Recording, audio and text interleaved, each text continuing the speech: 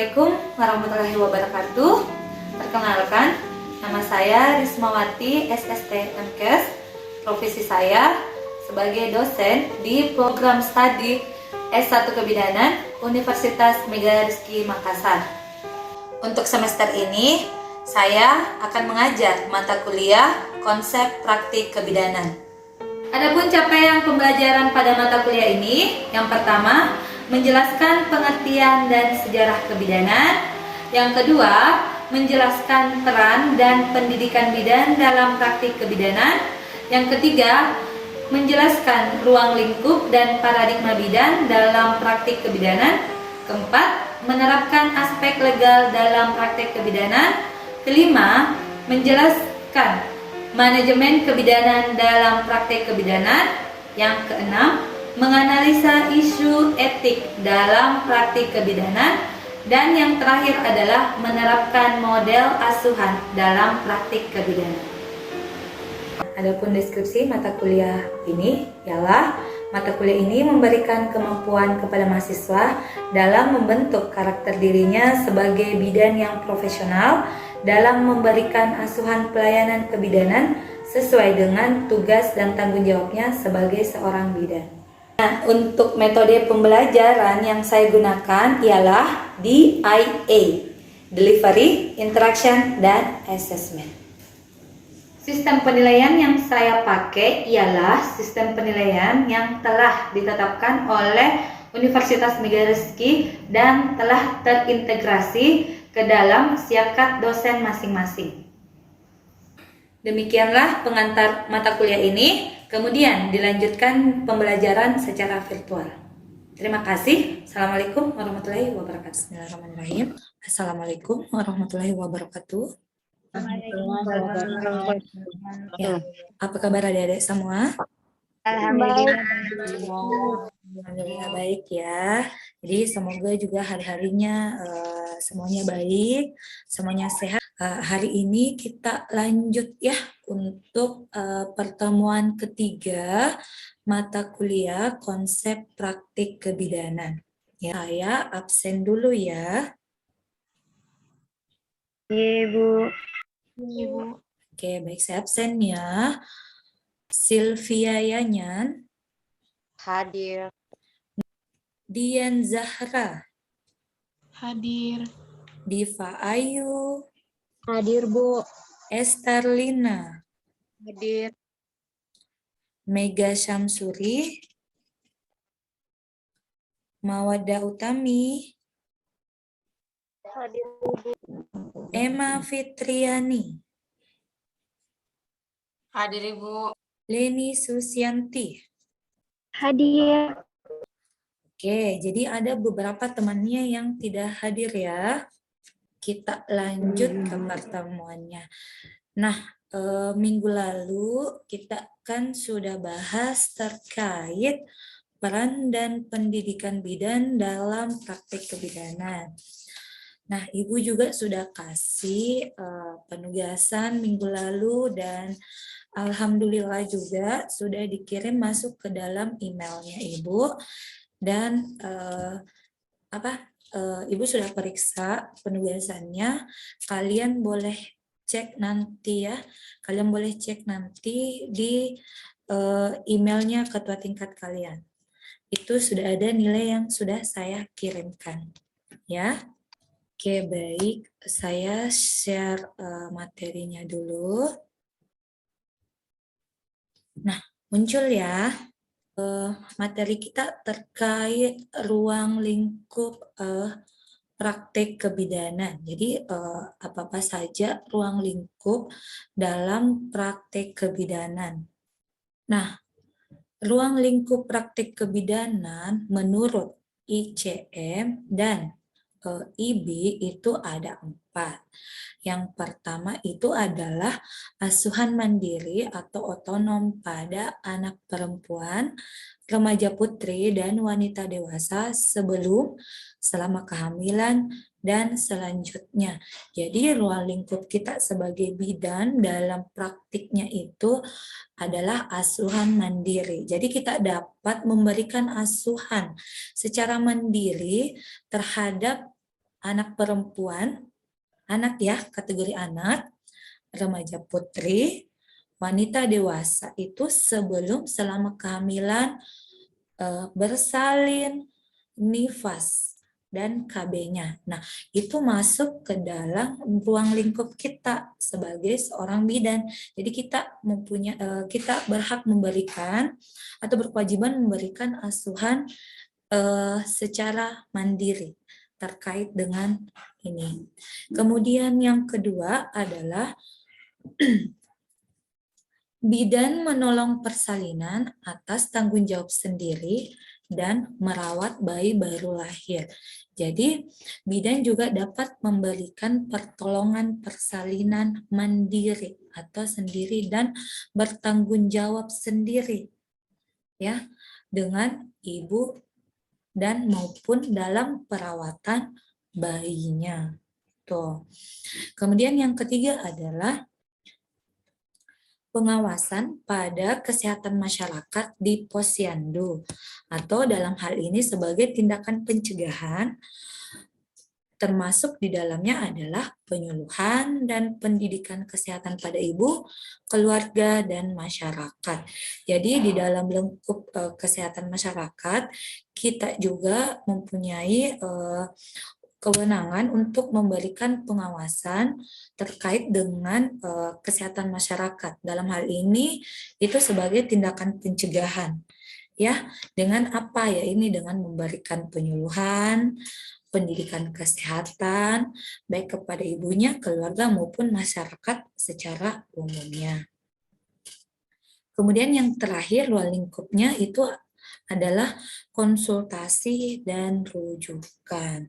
Jadi, seorang bidan juga dalam praktiknya itu berhak atau berkewajiban memberikan konsultasi, masukan-masukan kepada kliennya dan juga bisa memberikan rujukan apabila pada saat pemeriksaan atau hasil pemeriksaan didapatkan komplikasi-komplikasi yang memang membutuhkan atau mewajibkan kita untuk segera dilakukan tindakan rujukan.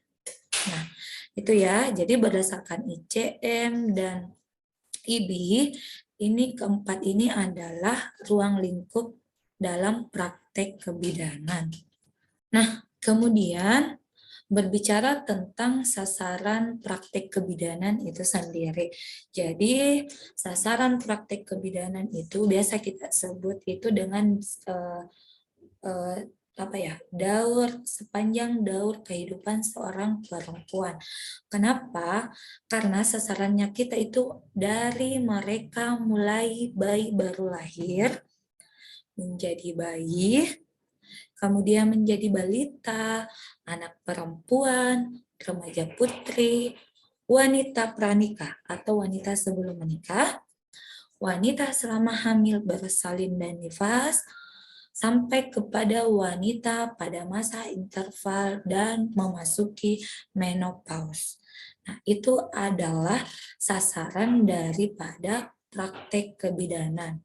Jadi ini adalah sasarannya kita nantinya yang harus kita beri pelayanan. Jadi sepanjang daur kehidupannya seorang perempuan itu merupakan sasaran praktek seorang bidan. Jadi bisa memberikan pelayanan kepada sasarannya kita ini. Ya, pelayanan kebidanan itu haruslah berdasarkan dengan standar pelayanan kebidanan. Jadi pada saat kita memberikan pelayanan itu harus sesuai dengan standar yang kebidanan yang sudah ditetapkan. Nah, standar pelayanan kebidanan yang sudah ditetapkan itu meliputi 24 standar. 20 standar ini dia terbagi menjadi 5 jenis pelayanan. Ya. Nah, di standar pelayanan umum, dia itu terbagi atas 2 standar. Kemudian di standar pelayanan antenatal terbagi atas 6 standar. Di standar pertolongan persalinan, dia terbagi 4 standar. Standar pelayanan nifas terbagi 3 standar. Dan terakhir, standar penanganan kegawat daruratan obstetrik neonatus itu dia terdiri dari 9 standar. Yang pertama kita masuk di standar pelayanan umum. Nah, standar pelayanan umum itu terbagi atas 2. Standar pertama itu terkait dengan persiapan untuk kehidupan keluarga sehat. Nah, di standar pertama ini itu tugasnya bidan ialah bidan memberikan penyuluhan dan nasihat kepada individu, keluarga, dan masyarakat terhadap segala hal yang berkaitan dengan kesiapan menghadapi kehamilannya. Bidan itu bertugas untuk memberikan penyuluhan ataupun nasihat ya kepada ibunya dan keluarga supaya apa? Supaya pada saat ibu mempersiapkan terkait dengan kehamilannya, menghadapi kehamilannya itu selama kehamilan ibu itu bisa berjalan dengan normal dan ibunya bisa sehat dalam selama kehamilannya. Nah, selain penyuluhan terkait dengan kesiapan kehamilannya, di sini juga contohnya adalah penyuluhan kesehatan umum, gizi, KB, maupun kesiapan untuk menjadi calon orang tua. Nah, ya. Nah, itu tugasnya kita seorang bidan di standar 1 dalam membantu ibu persiapan untuk menghadapi keluarga sehat. Kemudian di standar 2, pencatatan dan pelaporan. Di pencatatan dan pelaporan di sini bidan melakukan pencatatan semua kegiatan yang dilakukannya, yaitu registrasi untuk semua ibu hamil di wilayah kerjanya, kemudian pelayanan yang harus diberikan kepada ibu hamil bersalin nifas, bayi baru lahir, kunjungan rumah, dan maupun penyuluhan kepada masyarakat. Nah, di sini itu setiap melakukan pelayanan, setiap melakukan tindakan itu secara pencatatan dan pelaporan itu wajib dilengkapi ya sebagai bukti apabila kita melakukan tindakan atau pelayanan itu sudah sesuai dengan SOP yang memang sudah ditetapkan. Nah, itu ya, itu untuk di standar pelayanan umum. Kemudian untuk di standar pelayanan antenatal. Nah, di standar pelayanan antenatal dia terbagi atas 6 standar. Standar pertama adalah identifikasi ibu hamil. Jadi di sini bidan itu mendorong dan membantu ibu hamil untuk memeriksakan kehamilannya secara dini dan secara teratur. Jadi bagaimana seorang bidan dapat mengidentifikasi di sini ya. Jadi kita harus mengidentifikasi kalau tidak datang ke ke fasilitas kesehatan atau ke puskesmas, itu bidan harusnya melakukan kunjungan rumah untuk dapat mengidentifikasi dan dapat berinteraksi kepada masyarakat ya gitu. Apalagi ibu yang memang sudah hamil agar ibu dapat bisa rajin datang secara berkala dan teratur untuk memeriksakan kehamilannya. Kemudian di standar 4, pemeriksaan dan pemantauan antenatal. Jadi bidan itu memberikan sedikitnya 4 kali pelayanan antenatal. Jadi ini berdasarkan peraturan Kemenkes. Minimal 1 kali di trimester pertama, terus 1 kali di trimester kedua, dan 2 kali di trimester ketiga. Untuk di standar 5, palpasi abdomen. Di sini bidan melakukan pemeriksaan abdomen secara seksama dan melakukan palpasi untuk memperkirakan usia kehamilan. Ya, jadi pemeriksaan abdomen dilakukan agar dan itu dapat memperkirakan usia kehamilannya. Nah, dilihat dari mana? Ya, dilihat dari bertambahnya maka posisi janin juga itu pasti akan berubah. Jadi, untuk memastikannya dan memperkirakan itu kira-kira usia kehamilan ibu ini sudah berapa bulan atau berapa minggu, maka dilakukan palpasi abdomen secara seksama dan secara benar. Itu. Standar 6 terkait dengan pengelolaan anemia dan pada kehamilan, bidan juga melakukan tindakan pencegahan, identifikasi, penanganan, dan rujukan untuk kasus anemia kehamilan ya dengan ketentuan berlaku. Jadi di sini secara dini itu memang harus diidentifikasi terkait dengan anemianya. Apabila memang ibu didapatkan tanda gejala mengalami anemia, maka dilihat kembali anemianya itu masuk dalam kategori apa. Nah, kalau dia memang masuk di kategori ringan, itu rawat jalan boleh, tapi kalau dia sudah masuk di kategori sedang, ataupun yang paling parah adalah berat, maka wajib untuk dilakukan tindakan lanjutan ataupun rujukan. Di standar 7, pengelolaan dini hipertensi dan mengenali tanda gejala preeklamsi lainnya. Agar apa? Agar kita bisa dapat mengidentifikasi gejala preeklamsia nantinya. Itu. Kemudian terakhir di standar antenatal adalah persiapan persalinan. Bidan memberikan saran yang tepat kepada ibu hamil, suami maupun keluarga pada trimester ketiga. Untuk standar pertolongan persalinan terbagi atas 4. Jadi terbagi berdasarkan kalanya ya, kala 1, kala 2, kala 3, dan kala 2 dengan komplikasi gawat janin maupun gawat janin melalui episiotomi. Baik, untuk di standar 9, asuhan persalinan kala 1 di sini bidan menilai secara tepat bahwa persalinan sudah dimulai. Bidan itu harus bisa menilai, oh ini ibunya sudah masuk di kala 1 dengan apa? Melihat tanda gejala kala 1 ya, yang dorang teknus parejol.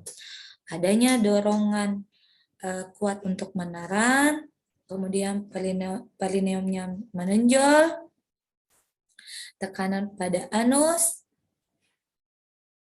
dan vulvanya membuka. Itu ya.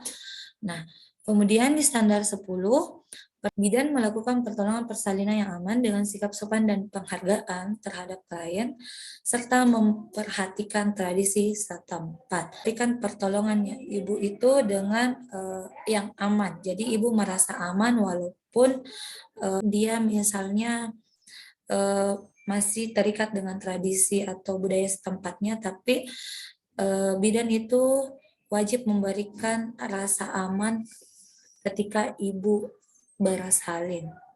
Kemudian 11, penata laksanaan aktif persalinan kala 3 itu terkait dengan penanganan tali pusat dengan benar untuk membantu pengeluaran plasenta dan selaput ketuban secara lengkap.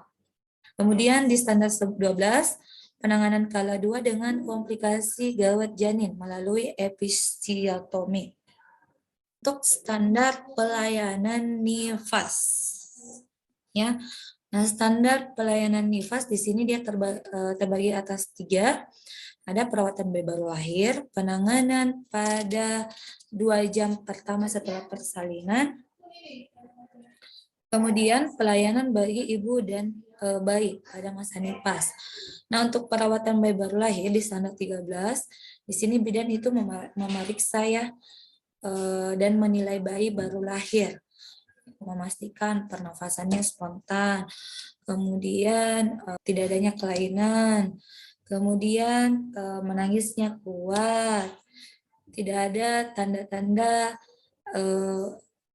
hipoksia sekunder, dan apabila memang ditemukan kelainan itu boleh merujuk sesuai dengan kebutuhannya. Kemudian di standar 14 penanganan pada 2 jam pertama itu di sini bidan melakukan pemantauan pada ibu dan bayi terhadap terjadinya komplikasi dalam 2 jam persalinan serta melakukan tindakan yang dilakukan. Jadi pada ibu apa saja melihat perdarahannya, kemudian tekanan darahnya, kemudian tanda-tanda vitalnya dan sebagainya. Nah, pada bayinya apa? Dilihat ya, apa yang dilihat adalah pemberian ASI-nya ya. Nah, kemudian di standar 15 pelayanan bagi ibu dan bayi pada masa nifas. Di sini pelayanan yang diberikan itu memberikan kunjungan rumah pada hari ketiga, minggu kedua, minggu keenam setelah persalinan untuk membantu proses pemulihan ibu dan bayinya. Ya, oke, silahkan bertanya deh. Tolong Ibu jelaskan jenis pelayanan yang diberikan pada masa nifas, Bu. Terima kasih. Oke, baik. Ya, Dian Zahra. Pelayanan yang diberikan pada ibu selama masa nifas yaitu adalah pelayanan terkait dengan kesehatannya ibu. Jadi di situ dicek bagaimana apakah pengeluaran lohianya sudah sesuai dengan hari masa nifasnya ibu. Kemudian apabila ibu mengalami ruptur terus mendapatkan jahitan, itu dicek ya, dicek apakah jahitannya itu sudah kering atau masih basah. Kemudian tanda-tanda vitalnya ibu selama masa nifas ya. Jadi tidak boleh lengah dengan tanda-tanda vitalnya ibu. Kemudian pengeluaran ASI-nya itu juga harus dicek ya. Apakah pengeluaran ASI ibu itu sudah lancar atau masih belum.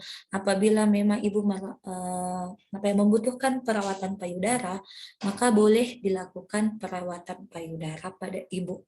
Untuk bayinya itu dilihat sama tanda-tanda vital pada bayinya, lalu dilihat juga tali pusatnya apakah sudah kering atau sudah terlepas ya. Tanda-tanda infeksi juga dilihat pada pelayanan pada masa nifas. Konseling terkait dengan makanan yang bergizi untuk ibu. Kemudian KB apa. Nah, itu boleh sudah kita bisa konselingkan sama ibu. Terakhir adalah imunisasi ya. Imunisasi pada bayinya. Oke, bagaimana Dian Zahra? Baik, Bu. Saya bisa mengerti. Terima kasih, Bu. Ya, untuk standar penanganan kegawat daruratan obstetri dan neonatus. Jadi di standar ini sebenarnya adalah standar yang paling banyak dari 24 standar. Di standar 16 terkait dengan penanganan perdarahan dalam kehamilan pada trimester ketiga. Di sini mengenali secara tepat dan gejala perdarahan pada kehamilan serta melakukan pertolongan pertama dan perujukan. Jadi ketika mendapatkan ibu dengan perdarahan pada kehamilan di trimester 3-nya itu segera melakukan pertolongan pertama maupun dengan dirujuk. Kemudian di standar 17 penanganan kegawat daruratan pada eklamsi sama mengenali tanda gejalanya apabila dia sudah sampai ke tahap eklamsi ya, itu segera mungkin untuk ditolong dengan melakukan rujukan segera ya.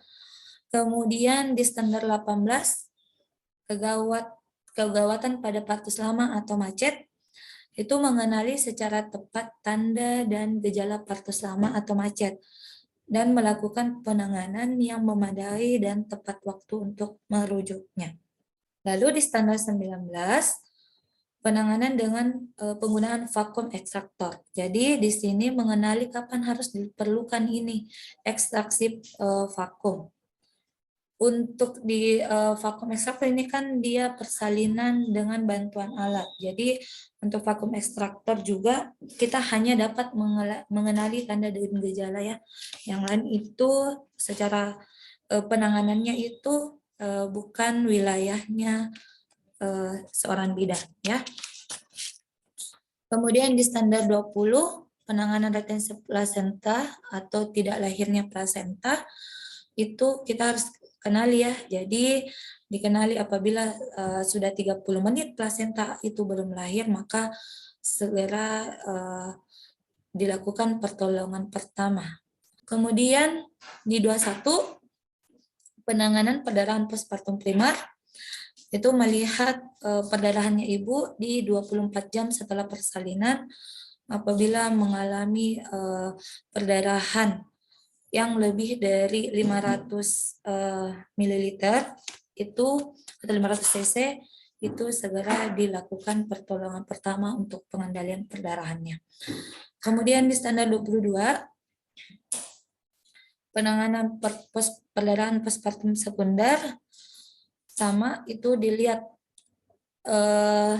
tanda dan gejalanya apabila memang didapatkan maka segera dilakukan rujukan juga. Lalu di penanganan sepsis, infeksi pada reproduksi, terakhir itu di penanganan asfiksia. Jadi mengenali dengan tepat bayi baru lahir dengan asfiksia. Oke, ada yang ingin bertanya lagi? Ya, tapi itu saya ingin bertanya, bagaimana tanda gejala dari partus lama? Oke, dari partus lama ya. Terkait dengan standar 18 ya, dan gejala partus lama itu yang pertama itu dilihat dulu dari kontraksinya, yang kontraksi kemudian hilang, muncul kembali kontraksinya. Ya, jadi seperti itu, tidak teratur kontraksinya. Kemudian yang kedua adalah lama pembukaannya. Ya, untuk skala 1 latennya, laten itu dari 1 sampai 3, aktif itu 4 sampai 10. Nah, dilihat kembali jamnya ya, kalau dia masuk masih fase laten dari pembukaan 1 sampai 3 itu untuk primedia 12 jam tidak ada kemajuan. Nah, itu bisa kita kategorikan sebagai partus lama. Nah, kalau dia di anak kedua atau multi itu 8 jam. Dari 8 jam tidak ada kemajuan persalinan, maka dikatakan dia partus lama atau macet ya. Nah, kalau didapatkan tanda dan gejala seperti itu, maka bisa dilakukan tindakan rujukan. Bidan itu memberikan pelayanan itu harus berdasarkan standar-standar daripada ini. Jadi seorang bidan itu wajib tahu daripada 24 standar ini. Kalau memang tidak ada lagi yang ingin ditanyakan, ini ada tugas selanjutnya ya. Tugas selanjutnya terkait dengan pertemuan kita hari ini. Tugasnya adik-adik adalah menjelaskan layanan apa saja sih yang dibutuhkan dari sasaran praktik kebidanannya kita ya. Dikumpulnya itu melalui kota tingkatnya, nanti kota tingkatnya yang untuk email kepada hari ini. Ibu rasa cukup sampai di sini ya. Insya Allah minggu depan kita bertemu lagi dengan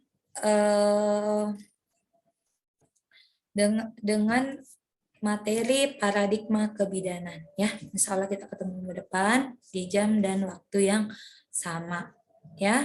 Oke adik-adik, hari ini cukup sampai di sini dulu. Saya tutup. Terima kasih. Assalamualaikum warahmatullahi wabarakatuh dan selamat siang semuanya. Waalaikumsalam. Warahmatullahi wabarakatuh. Ibu. Terima kasih, Bu.